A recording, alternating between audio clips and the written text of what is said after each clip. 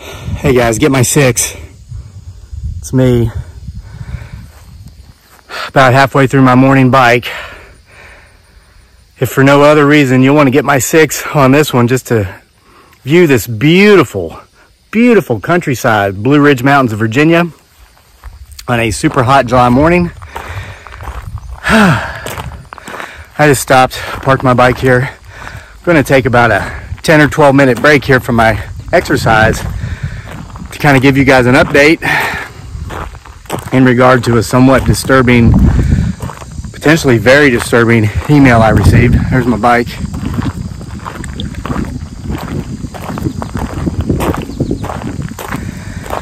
Okay, so, and I'm telling you this story from here, not just because it's beautiful. I mean, I'm doing an 8-mile loop today. There's like 4 or 6 8-mile loops. Look at those horses back there. Can you see them? Absolutely gorgeous. Let me give you a close-up. Let's zoom in. Oh, Virginia's beautiful. Oh, here comes a big dump truck on a dusty road. Let me stop this and cover my mouth for a minute.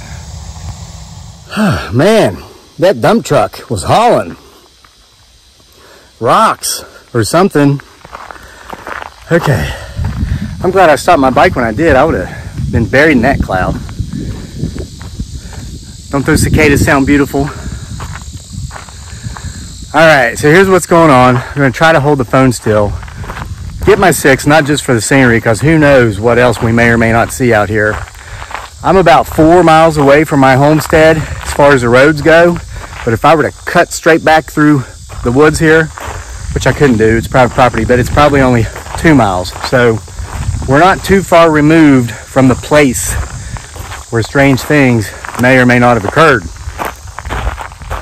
And we're gonna make sure to get some scans here while I'm here. Oh, I hope there's not dust all over the camera. That wasn't a ghost, that was my shirt.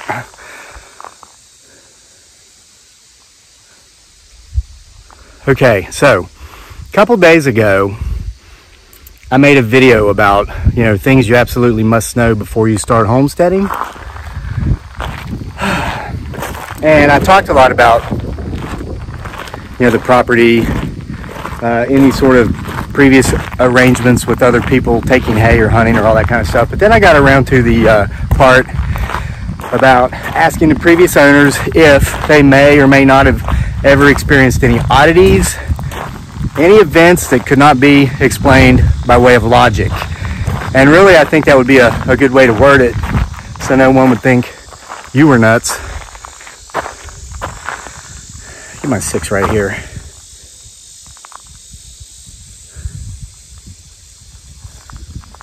I might want to show you this side of the road here for a little bit, see if we see any movement up in there, because that is the woods that leads to my woods. So, I got some interesting comments on that video. One from Miss Catitude, shout out. She said that in some states, it's required by law to disclose to the seller if you believe your home may be haunted. I didn't know that. I think she might have said Michigan was one of those states. And there were some other people that commented about it. They talked about their potentially haunted houses experiences and their potential Bigfoot Sasquatch experiences. And somebody commented, they said, it's never too late to ask. Why don't you contact the person you bought the home from now? And I thought, that's a really good idea. Let's go back over this way.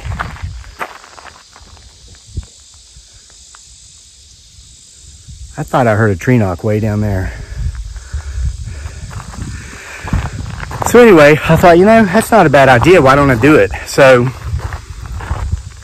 I emailed the old woman we bought the house from. She was like 88 the last time I had any contact with her, and this was 3 years ago. I didn't even know she was still alive. So, oh, there's some beautiful horses. Let me show you. Let me zoom real quick. There's the horses, and I'm hearing that banging. Sounds like a tree knock. And guys, people often comment and say, they're building a house back there. That's what's going on. There's no building going on out here. I'm familiar with this area. This is thousands of acres of horse country. So whatever kind of banging we're hearing is not them building a house out here. Keep listening, keep watching. Okay, so I emailed her again because that was a good idea, and I often overlook the obvious. This person said it's not too late, so sent an email. I said, hello, I hope this finds you well. Sorry to have been out of contact for quite some time.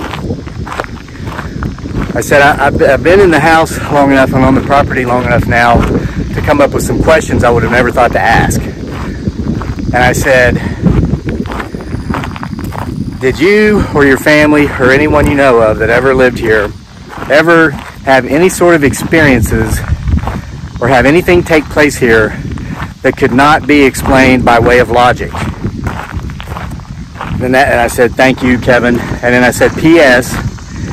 if it seems like I'm being vague with this question, it's because I am, and it's for a reason, and perhaps that will help you understand more specifically what I'm getting at. You know what I mean? So, I didn't hear from her, and I thought, well, maybe she's no longer with us.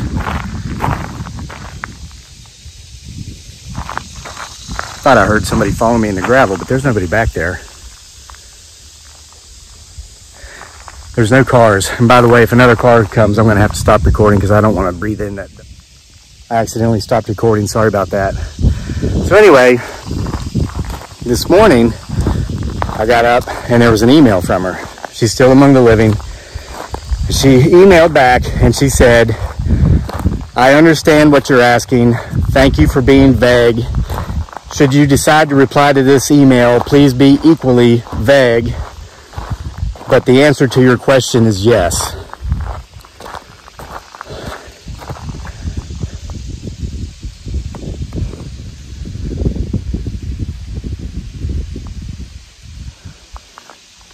So, I could tell the email had been sent within the last hour from the time I read it. So I emailed her back and I said, I'm happy to hear from you. I said, FYI, I'm not upset. I'm not a disgruntled buyer. I told her I don't feel as if we were in any sort of danger. I've never felt threatened. I said, but I am curious. How come you didn't disclose this? And then she emailed me back and she said, you know, that house stood on the market for years before you guys bought it because everybody locally knew about what was going on. And this kind of explains some stuff to me. It's almost like when we moved in,